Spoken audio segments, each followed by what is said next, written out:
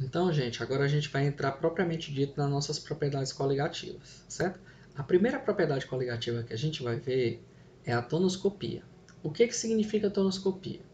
Tonoscopia, gente, vai ser a diminuição da pressão de vapor devido à adição de um soluto não volátil, dificultando assim a capacidade de evaporar do solvente.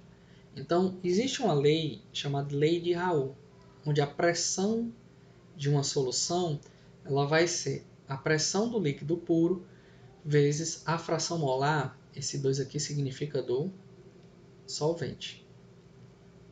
Quando a gente tem uma mistura que é chamada mistura binária, onde você só tem um soluto e um solvente, a soma da fração molar do soluto mais a fração molar do solvente, ela vai ser igual a 1.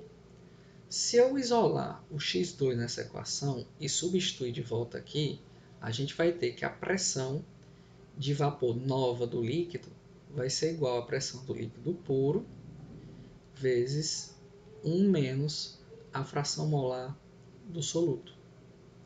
Então, se eu aplicar agora a propriedade distributiva da multiplicação, eu vou encontrar que a nova pressão de vapor é igual à pressão do líquido puro, certo?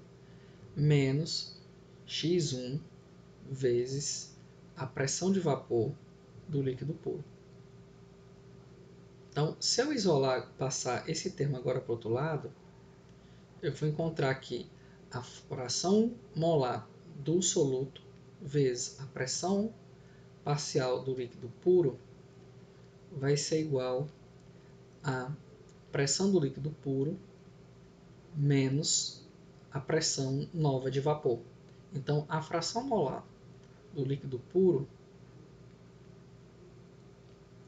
ele vai ser igual a... Se você pegar a pressão do líquido puro e tirar a nova pressão, você vai saber quanto que diminuiu essa pressão de vapor, certo? Você vai ter a variação da pressão. Então, moral da história. A variação da pressão de vapor ela é diretamente proporcional à fração molar do soluto que você colocou lá para formar a solução. Tranquilos? Então, por que isso acontece? Por que a pressão de vapor ela diminui? Quando você tem um líquido, a gente já viu que esse líquido ele tende a evaporar até entrar em equilíbrio, certo? Então, a quantidade de vapor lá não vai mais modificar em função do tempo. Significa que parou de evaporar? Não. Você ainda vai ter líquido evaporando, mas à medida que vai ter líquido evaporando, vai ter moléculas batendo na superfície do tubo, elas condensam de novo e voltam para a solução. No momento que você adiciona glicose, o que acontece?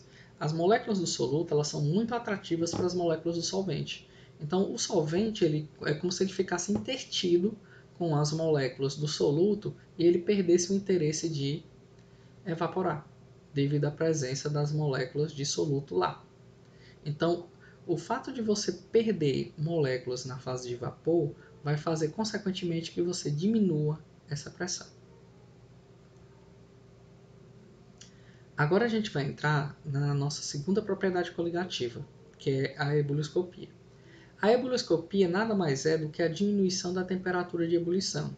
Ela vai ser um reflexo direto do abaixamento da pressão de vapor, certo? Por que isso acontece? Olhe para esse gráfico aqui. Esse gráfico aqui, ele mostra pressão em função de temperatura, certo? Então, o que acontece? Quando você tem um solvente puro, esse gráfico lilás ele vai representar. Então, quando você adicionar o soluto, o que acontece com a pressão de vapor? A pressão de vapor tende a diminuir, certo? Então, esse ponto aqui é o ponto da temperatura de ebulição, quando o líquido estiver puro. Então, o que vai acontecer? Quando a gente adiciona o soluto, o que acontece com a pressão de vapor? A pressão de vapor ela tende a diminuir. Então, durante a temperatura de ebulição, a pressão de vapor está igualada com a pressão atmosférica. Então, para entrar em ebulição de novo, é necessário que a pressão de vapor suba. E mexendo na temperatura, a gente já viu que como é que a gente faz para essa pressão subir. A gente tem que aumentar a temperatura. Então, no momento que a pressão baixar, para que o líquido entre em ebulição de novo, é necessário que você aumente a temperatura. Então, essa variação na temperatura de ebulição é chamada de ebullioscopia. A variação da temperatura de ebulição, ela vai ser igual a uma constante, chamada de constante ebullioscópica, que varia de solvente para solvente, certo? Multiplicado pela molalidade, certo? A concentração molal do solvente. Então, do soluto, desculpem. Quanto maior for o soluto, a concentração dele, maior vai ser a diferença na temperatura de ebulição, certo? Professor, quanto é o valor dessa constante ebullioscópica? Vai variar de solvente para solvente. No caso da água, essa constante ebullioscópica ela vale 0,52 graus Celsius vezes quilograma dividido por mol. Esse é o valor da constante para água. Certo? Vou colocar aqui só os 5 que ele falhou aqui na escrita. 0,52. Quais são as aplicações práticas da ebullioscopia? Certo? A ebullioscopia, esse evitar que um líquido entre em ebulição, certo? Ela pode ser utilizada em sistemas de refrigeração ou sistemas de arrefecimento, que a gente chama. Por exemplo, aqui nessa figura a gente tem um radiador de um carro. O motor, quando ele está trabalhando, ele superaquece. Então, é necessário um sistema de refrigeração para fazer com que o motor não, vamos dizer assim, não bata, né? Que a gente diz no popular. Então, para evitar que o motor bata, a gente coloca esse sistema de arrefecimento, certo? Então, só que o arrefecimento ele é mais eficiente quando você tem um estado líquido dentro do radiador. Então, se você colocar só água, a temperatura do motor é suficiente para fazer a água entrar em ebulição. Então, para ter uma maior quantidade de arrefecimento no estado líquido, é necessário que você coloque um aditivo. Então, por isso que normalmente o líquido do radiador ele é normalmente uma cor rosa, uma coisa colorida.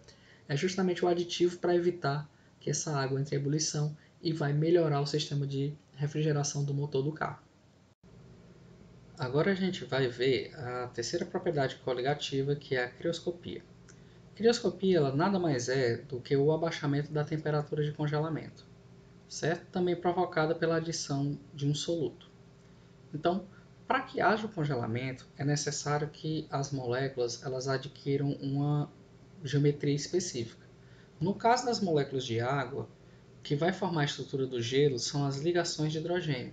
Então, é necessário que as moléculas, ao formar o gelo, elas assumam essa geometria que lembra uma forma hexagonal, certo?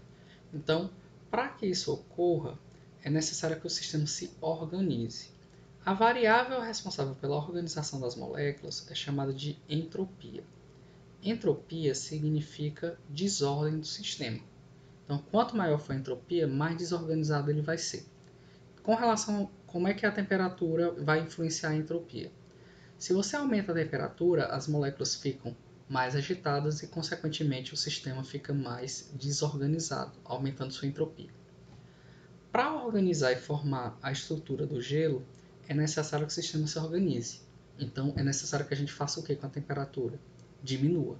Então, é por isso que a gente precisa levar a água ao freezer para congelar. Porque lá, como a temperatura é mais baixa, as moléculas vão perdendo energia cinética e elas vão se organizando na estrutura cristalina do gelo.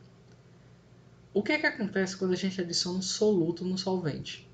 Quando você adiciona um soluto, o soluto ele é uma molécula bem interessante para o teu solvente. Então, se você tem gelo, no momento que você coloca um soluto, por exemplo, você derrama sal sobre o gelo, as moléculas de água elas vão desfazer a estrutura cristalina para dissolver o soluto. Com isso, o gelo ele vai perder a estrutura e, consequentemente, vai derreter. É por isso que quando você quer derreter gelo, você pode botar um pouquinho de sal em cima que ele vai derreter. Certo? Então, para o sistema se reorganizar mais novamente, para que ele adquira o estado sólido novamente, o que é necessário? Para reorganizar esse sistema, a gente precisa diminuir mais ainda a temperatura.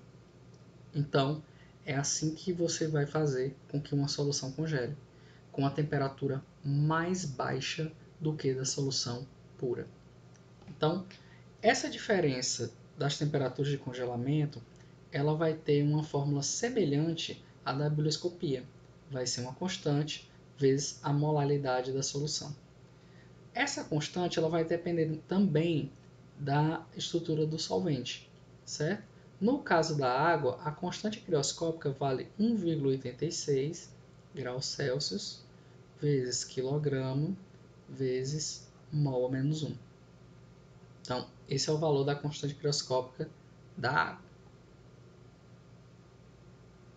O que significa esse valor da constante crioscópica?